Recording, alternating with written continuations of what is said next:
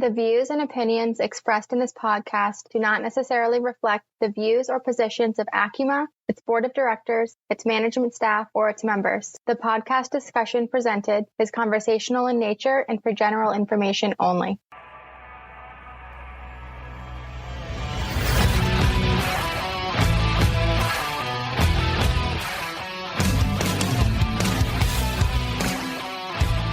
Hello and welcome to ACUMA's On Point Podcast, a series focused on sharing the stories of people who are making a positive impact in the credit union mortgage industry. I'm your host, Peter Benjamin. Today, my guest is Mark Deitz, Managing Director of Mortgage for State Employees Credit Union of Maryland, and he's the incoming president of the Mortgage Bankers Association of Metro Washington. Mark, what's going on, man? Peter, how are you? Living the dream. Good stuff. Good to be with you. Well, I'm glad you're here. Now, we have, a conversation today that I think you and I both are very passionate about. But before we dive in, before we really, start talking about this passion of ours, let's bring Cameron on because I think we have to do a little ACUMA housekeeping. We have to know about what's going on with ACUMA. Cameron, what's going on? I'm great. How are you, Peter? That's good. So tell me. What's happening over at ACUMA? We just wrapped up our workshops, really the first half of the year events. What do we have going on? Yeah, it's been a fantastic year so far. We've definitely had a lot going on. We had 2 workshops. We just finished up our workshop in Louisville last week. Which was awesome. Was a blast. Yep. Yeah, definitely. And then we also had 2 summits. So those were great. Those were brand new this year. It was great to see all of our credit union members and non-members come out and get to meet everyone. That's good. So it's, the summits were new this year, right? And the idea behind the summits is that we want to leverage everything that is good about the credit union space. And that is, we talk, we collaborate, we share. And I truly felt like each of the summits, the 2 that we held, one in Arlington, we'll say DC area, and the other one in the Denver area. We continued on with that pattern of, coming together, collaborating, and really coming to a better place. Do you agree? Yes, definitely. Everyone's always wanting to share with each other. They're super interactive. Yep. And I believe our attendees got a lot out of it. So super excited for future ones and excited for our annual conference that's going to be in early October. It'll be another great event for our members to attend. Anything happening between now and then? We've got some webinars, so stay tuned for information on those. We also will have another young professional network meeting. So be on the lookout for emails regarding that and social posts. It'll be great. Awesome. I keep saying this over and over again, but you're doing an awesome job on the young professional stuff. Keep up the great work. Really excited to see where you take that. It was needed, especially as we look at the credit union industry and the credit union mortgage side of things. Being able to help the younger generation of mortgage professionals kind of grow into our association, but also learn from each other. Very valuable. So thank you for all your efforts on that. It's been fantastic. Of course. Thank you. And I'm super excited to see where we take it. Me too. All right. So, hey, don't go too far because you're hanging around. You're going to join in the conversation with Mark. All right. So Cameron, let's pivot back to Mark. Now, Mark, you and I before today's podcast, we shared a handful of emails and really talked about this. And again, this is a conversation that we both feel passionate about, right? Here we are. We're both CMBs. We understand the importance of understanding the entire industry and how it possibly could impact our day-to-day, our credit unions, everything that we do. Really the topic that we really want to focus on. Okay, well, I guess how can we, but also why is it so important for credit unions to start paying attention to things that are happening in the industry at a national and local level, but also really take that seat at the table, right? I think that's what we want to focus on, right? How do we get them more involved in everything that's happening in our industry, right? Agreed. Okay. So first, to start, share some initial thoughts that you have about that. Let's kind of give some background as to why you're so passionate. Yeah, thanks, Peter. I've been in the business 20 years now, and I've had the opportunity to work for large retail banks, home builder affiliated mortgage companies, community bank, independent mortgage banker on a national level. Had some great experience, had management opportunities, and just have a pretty good perspective on, the overall landscape of mortgage banking and the different platforms that exist. This is my first go for almost 2 years now with State Employees Credit Union. And I'm really encouraged about what the credit union space has to offer from a service to members and, the concept of just, doing what's right for our members and for borrowers. And, that doesn't exist across all verticals in the mortgage banking space. So, my initial thought as I, kind of shared that being more collaborative with national mortgage bankers and our peers in the independent mortgage banking space and the large retail space, et cetera, was there's so much that we could bring to the table to do right by and to change the trajectory of some of the narrative that might have played out over the last, 10 years or so since the financial crisis, to make sure that, mortgage bankers are viewed as not just transactionally interested, but really, most of mortgage bankers that I know really do care about the members or the borrowers that they're serving. So that's where to the core values, I think, come into play. Right. So, you and I share very similar backgrounds. I spent time with non-banks, community banks, wholesale sides of large national banks, even some large banks I spent some time with. And so I think you and I have that same understanding. We've seen all sides, right? We can see, there is some good to non-bank mortgage lenders, right?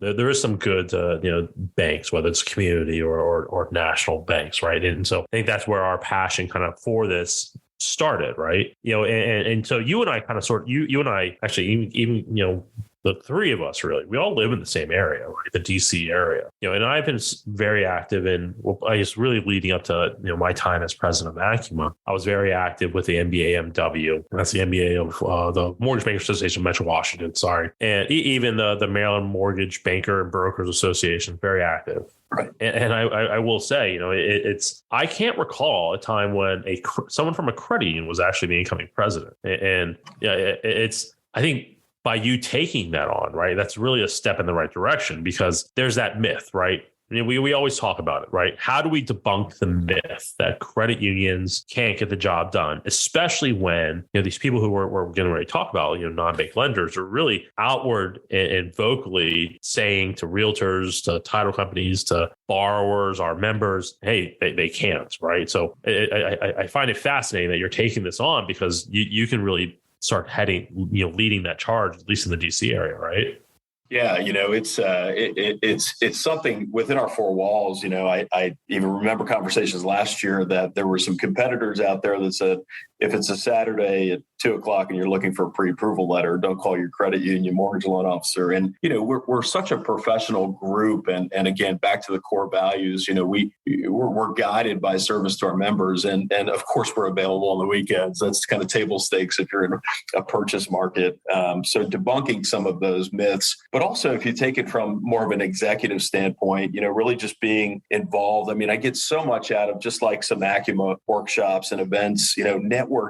And you talked about the young mortgage professionals, young credit union mortgage professionals, saying that aligns with Mortgage Bankers Association, National Mortgage Bankers Association, state and local level, the mentorship of the next generation to serve the needs of, members and borrowers who will be purchasing a home in the near future. The business is changing, and part of the other aspect of why we need to collaborate with and be networking and be visible with independent mortgage bankers and retail and community banks, et cetera, different verticals is, we too often, I feel like in the credit union space, aren't as aware from a technology or a modern needs, perspective. What are borrowers, what are members, how do they want to interact with us? What's their experience expectations? And some of that's a cost play, of course, there's considerations. We are pretty prudent, I would say, with the dollars that we spend. We reinvest dollars that we make, of course, as the credit union model to provide more competitive rates and programs for our members, moving forward. But in the same respect, it's kind of the expectation, right? So if we have less than a 10% share of the overall market, today, how do we move the needle? And it's the expectation for us to be aware of and to start to really move the needle with, our service through technology to members, and just making sure that we also have some younger mortgage professionals that can relate to some of the millennial generation that are our first-time home buyers out there now. So I know I pivoted a little bit there, but it kind of ties together where I think the most valuable thing with interacting with state and local or national mortgage bankers association is to elevate the perspective of the professionalism of the credit union mortgage professionals, and also to make sure that we're aware. A lot of our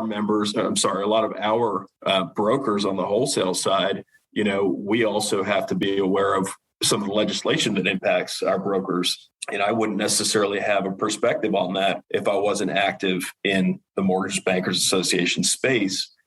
As you know, we straddle the greater metropolitan Washington and Baltimore, down to Richmond area as the association. And for us, a lot of the members of the MBAMW do business more regionally. So things that may happen in Virginia from a legislative standpoint that impact not only credit unions, such as the CRA conversation that we had earlier, but, something that happened in Maryland last week was a law that was introduced to allow mortgage loan officers to become independent contractors. So all of these things, unless we have representation and collaboration as a credit union mortgage banking professional, we're not aware of, and we could be behind the 8 ball with. And so, it's, you talk about a lot, right?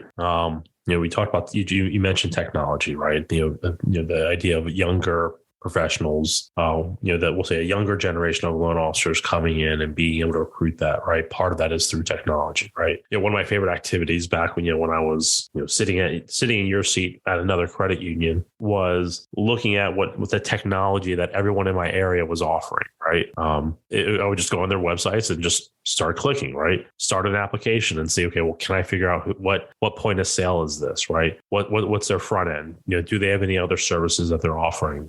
Again, type of retention tool that they use. Because, technology is a big key to it, right? Technology is a big part of, debunking that myth, right? At the same exact time, it very much, like you said, plays into the idea of recruiting. How do we recruit, a younger generation of loan officers if we can't compete with the local guy down the street who has the technology? And as funny as it sounds, yes, technology does cost. But if you view it as something that can also generate money, I think that's the mindset that we have to change. Yeah, $70,000 to implement a new point of sale, right? And I know that's a low number, but $70,000 for a new point of sale, that may be a big chunk of change, which it is a big chunk of change. But I mean, you're improving the borrower experience or the member experience, right? You are making your loan officers more efficient, because the latest trend is loan officers live in the point of sale, right? You're making them more efficient. And a lot of these new point of sales, as a good example, communicate with the member on your behalf. So,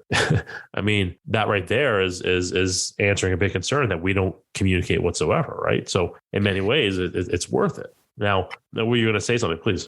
Yeah, you're right on. It's the ROI on the, so the investment costs on the technology is real. And of course, if you're dealing with a new vendor in the technology space, they've already had these conversations. So you sort of a plug and play scenario where they can, write up a pro forma and you can test the model to see if it's worth it, so to speak. What's also worth it is to serve the members that are currently doing business with you. It's so much more expensive, as we all know, to lose a member and to add a new member along the way in place of, we obviously know that the more, call it stickiness, the more that we can serve members across the different verticals, whether it's a credit card, a home equity line of credit, a mortgage, the more that we can serve members more broadly, they're going to stay with the credit union. They're going to keep their money here. That's good for us. That's good for them. Again, back in that cycle of, the more money we have the opportunity to earn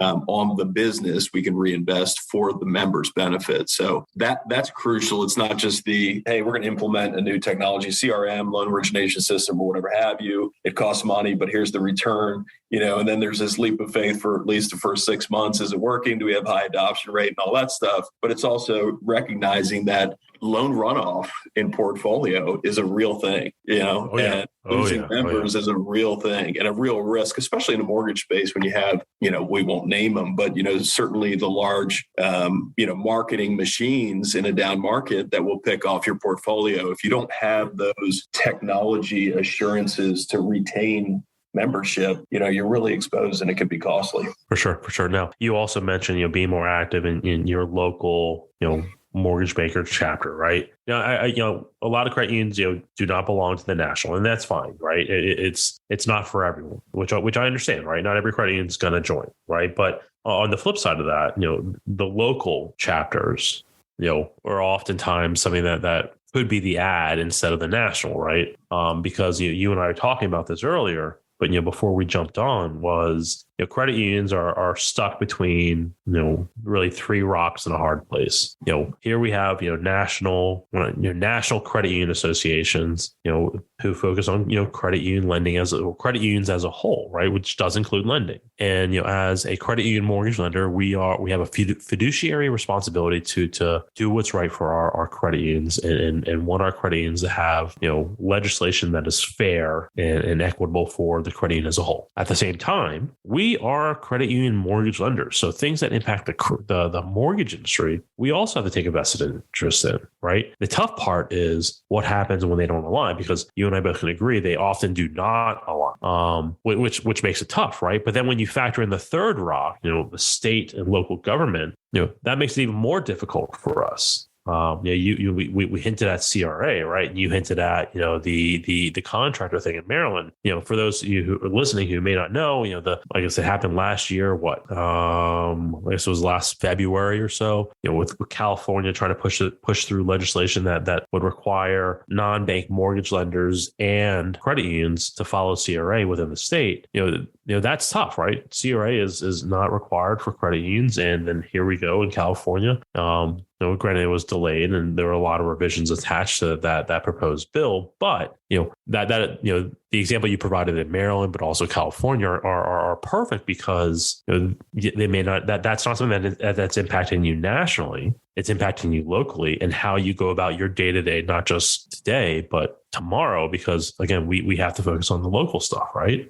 Yeah, and the CRA, sticking with that for a minute, it's problematic because of the structure of a credit union and where we define our membership base, right? May conflict with, hey, where do you need to bring in deposits if you're a community bank or a retail bank? It doesn't fit. The round peg doesn't fit into the square hole of a credit union. And the reality is that unless a lot of these legislation pieces are introduced without much substance, and it's really on the industry to advocate and to educate, some of these lawmakers, because, it might be special interest, or it might just have, bubbled up because of a consumer issue here or there. But, all, banking platforms, credit unions, community banks, and retail banks are not equal. They're not the same. And it'd be, quite frankly, if you looked at the statistics, and they're published on many of the national mortgage banking, white papers, but independent mortgage bankers actually hold the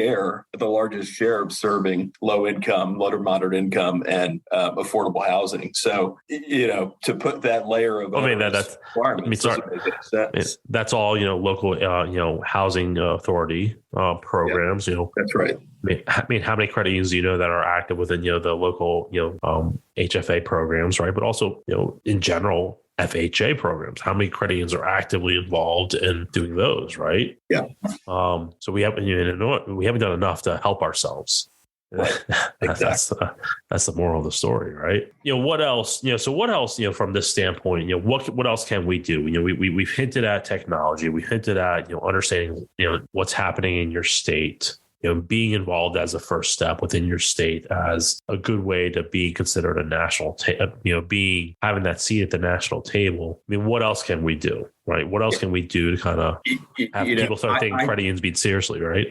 That's right. Yeah, I think the professionalism theme is real. I also would say that, when I look at my first entree into an MBA or credit union type event, somebody brought me along, and saw enough value in exposing me without fear of being recruited or anything like that. And that's what we do really special in the credit union space is we can share ideas, industry ideas, and not be threatened by the fact that we're going to lose business to a competitor in the credit union space. To some degree, we have to kind of get out of that mindset that if we did network and have some fellowship with others in the industry, call it IMBs that we might compete with, there's ways to engage with them. The old rising tide lifts all boats. If we all complement each other, and are supportive of one another, across the board, whether it's legislation, whether it's education, whether it's mentorship or whatever have you, we're all better off for it.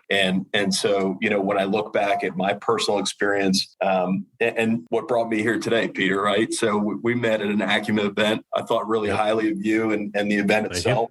We've carried on relationships since then. And so when we look at something like that, that's what to me is so important, whether it's young mortgage professionals, young credit union mortgage professionals, or otherwise, it's giving back to somebody else who might be rising through the ranks. It's bringing somebody along with you for the journey. And it's this, for me, it's just like you with the certified mortgage banking designation. I took that really seriously. I wanted to do that for professional fulfillment for myself. And I find this journey that, this education journey, this lifelong education journey for myself is really important to make sure that, again, if we're thinking about it through the lens of how we serve others, whether they're employees that we work with or members, we're doing them right. If we keep up with and we're active in the space, it means we take it seriously. And it's a profession, not just a job. So I know that's probably a little bit idealistic, but it's really to the core of how I think. Over my shoulder here, can't see it, but it says choose right over easy. Oh, yeah. It kind of resonates with me, I get it. It's getting your CMB is awesome, right? It's not an easy journey. Is it worth it? Yes. Yeah.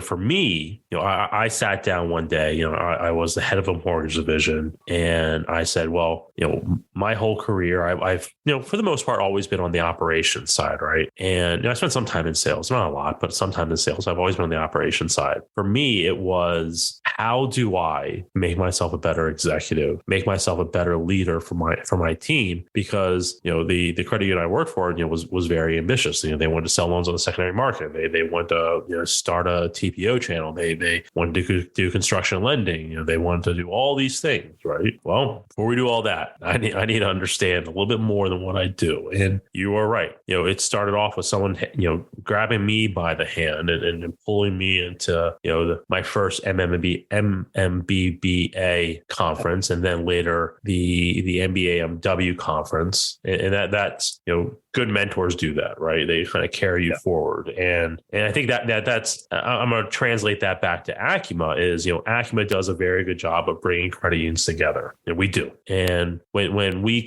and I fell in love with ACUMA at a workshop, and I've told people this story more times than I can count. My first experience at ACUMA was at a workshop in Nashville as a member, and I was blown away by the collaboration, the networking, how people from across the country knew each other and were willing to share, et cetera, all that stuff. And, I think we do a great job as an association of continuing that efforts, right? That's what we do best, connecting people. One thing that was missing was, that how do we grow the next generation? And which is why the work that Cameron is doing with that our YPN network is so valuable. And trust me, she's doing an awesome job.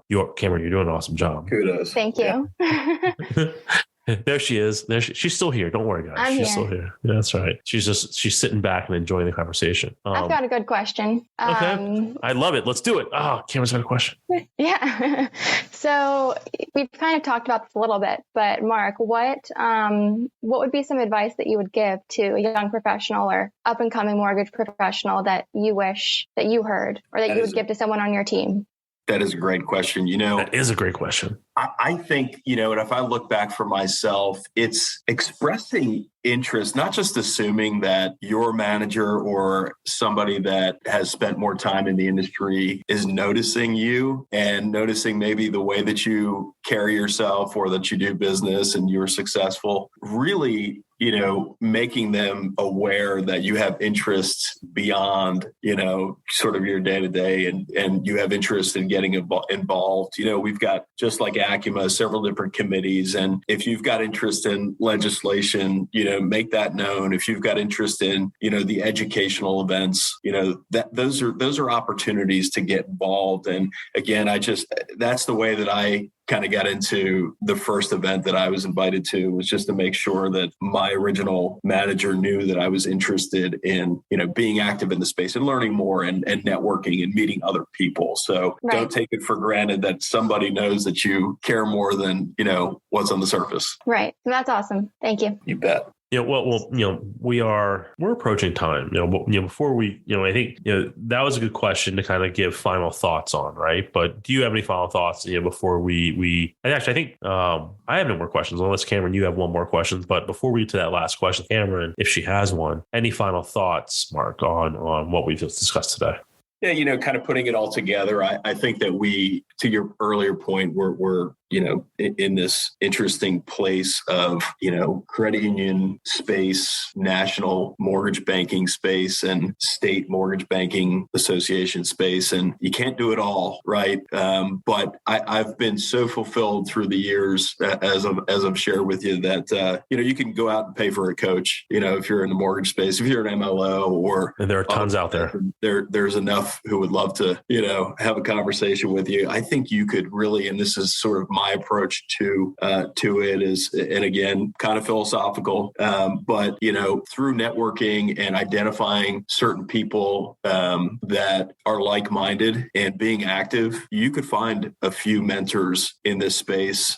Peter, I know you and I had a conversation. You mentioned a name that is similar to me as an informal mentor, but at the end of the day, we're all better off if we do get involved and are serious about this business as a profession. Others are elevated from that example. And I look within our own organization, that's kind of the tone that we're trying to, represent here as well. And effectively, if everybody takes that approach and helps others along the way, members and borrowers and those who purchase and, trade real estate are better served for it. So I don't know. Again, I'm a little philosophical with some of this stuff, but I really do, the sense of caring about, who you are, what you do, and taking it seriously is important to me. Okay. I love it. Cameron, I'm good. Or how do you feel? One last question for you. So Mark, what gets you out of bed in the morning? What makes you keep going? And yeah, I'd love to hear more about that. I love it. Yeah. What's exciting and drew me here to State Employees Credit Union of Maryland, we were mostly a retail oriented origination platform. So we served our members through our branch network, and we're the largest credit union in Maryland. So you can imagine we've got a very significant membership base, 250,000 members. So there's a great opportunity there, and you can grow that organically. But for me, kind of what was exciting and what gets me out of bed and focused and towards the future is this opportunity that exists to be a multi-channel origination platform. So retail, adding wholesale. So we serve mortgage brokers and some independent mortgage bankers. So more of a B2B, aspect of the business is pretty exciting for me. And then also, at some point we'll have correspondent lending, opportunities that exist. We built out the platform. We're just kind of waiting for the right time to introduce the program. Hopefully by the time this airs, that'll be an opportunity for us. And then, consumer direct. So we talked about, borrowers want to do business the way that they want to do business with you, and some want to do business with you on the internet, those large lead aggregators. So we have a small presence in the consumer direct space. So when we think about, really where we're headed as an organization, being able to pull different levers at different times so that we're not so subject to maybe what occurred in the downturn in 2022 with rates, or the upturn, in rates, but the downturn in business, we have the ability to kind of flex with what the market might provide us. So that's what's exciting and in it for me. That's awesome. That is good. Well, it's time that we pivot to my second favorite part of our podcast. Again, Mark, this little segment I like reserving for things that are, off topic, fun, interesting. We do fun facts, we do weird statistics, we do Jeopardy, we do bad dad jokes. Cameron, was very serious about no bad dad jokes today. You bet I was. It's not exactly her favorite, although it's everyone else's favorite. It is, right? It is. So today, that's right. That's right. Hey, so today we're gonna do Jeopardy, okay? And since you are, the managing director of mortgage for the State Employee Credit Union of Maryland, and since Cameron and I happen to live in the DC area, and I was, kind of born and raised in Maryland, we thought it fun to do a little Maryland trivia, or Maryland Jeopardy, excuse me. So I know no one can see this, but on my screen, and Mark and Cameron can see this, will be Mark versus Cameron. We have a standard Jeopardy board, right? We have 5 categories, and of course, points ranging anywhere from 1 to 500. The categories are state facts, fun state facts, points of interest, important people, sports teams, and points of interest is another, I guess it's a sports team related points of interest. Again, points 1 through 5. Mark, you'll be team 1. Cameron, you'll be team 2. You don't have to answer, for the sake of time and to help. You don't have to answer like what is. Okay. You just have to spit out the answer. So Mark, you are our guest. We will let you go first. Of course, most points win. So Mark, please choose a category. Again, state facts, fun state facts, points of interest, important people, and we'll go sports teams with points of interest also focused. Let's go right to the well for 5 points. Sports teams. Sports teams for 500. I can't believe this is 500. The mascot of the University of Maryland is... What is Testudo? Okay. What is Testudo? Which is the correct answer. I'm already giving you the points, but you also said terrapin. What is the terrapin? Very good. Very good. That's right. You got to fear the turtle. Cameron. I'll do fun state facts for 500. All right, let's go big or go home, Cameron. This is the state fish. Rockfish. What is the rockfish? Which is delicious, by the way. What is the rockfish? Excellent job, Cameron. Excellent job. Cameron, we have a tie game with Mark with 500 points and Cameron with 500 points. All right, Mark, up to you. Let's go points of interest 500. Points of interest 500. This 37-mile barrier island located off the eastern shore of Maryland is known for the running of its wild horses. What is Assateague? What is Assateague? What is Assateague Island? I will take it. That is points of interest for 500. Mark, you get 500 points. Excellent job. See, you know Maryland. See, you know Maryland. Yeah. A little bit. You lived here long enough. All right, Cameron. I will do important people for 500. Important people, 500. All right, let's keep going big. Born and raised in Pigtown, a Baltimore working class neighborhood, he became one of the greatest baseball players of all time. Babe Ruth. Babe Ruth. Let's see. Who is Babe Ruth? Look at Cameron. Also knows baseball. That's awesome, Cameron. Good job. All right, we have a tie game. Let's go one more question each to see if we can get a winner. If not, we'll end on a tie. All right, Mark. Let's go state facts 500. State facts 500. This river runs along the southern border of Maryland. What is the Potomac River? What is the Potomac River? What is the Potomac River? Congratulations, Mark. You are the winner. Mathematically, it is impossible for Cameron to beat you. Congratulations. You are the winner of the State of Maryland Jeopardy 2023, part of the ACUMA On Point podcast. Mark, congratulations. Thank you. You're very welcome. Congrats, Mark. Thanks, Cameron. You don't win anything. It's pride, man. That's right, pride. Next time you see Cameron at one of our events, you can let her know or remind her that you beat her at Maryland Jeopardy. That's right. That's right. Although Cameron, I have to admit, I'm very impressed that you know Babe Ruth. Thank you.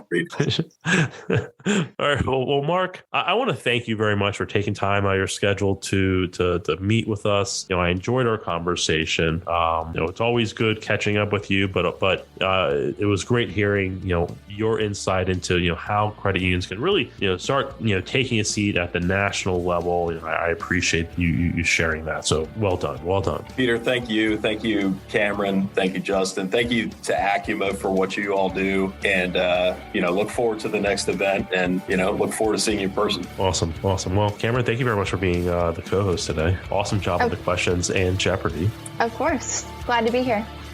And to all of you, thank you very much for taking time out of your schedule to listen to our podcast. We hope you enjoyed it. Be on the lookout for future episodes. Other than that, everyone, again, thank you and be well. Bye. Thanks for listening. We'll see you next time at the ACUMA On Point podcast. If not already, be sure to subscribe and give us a 5-star rating. For more great episodes and information, be sure to visit us online at acuma.org. And to get the latest updates, head over to our LinkedIn page.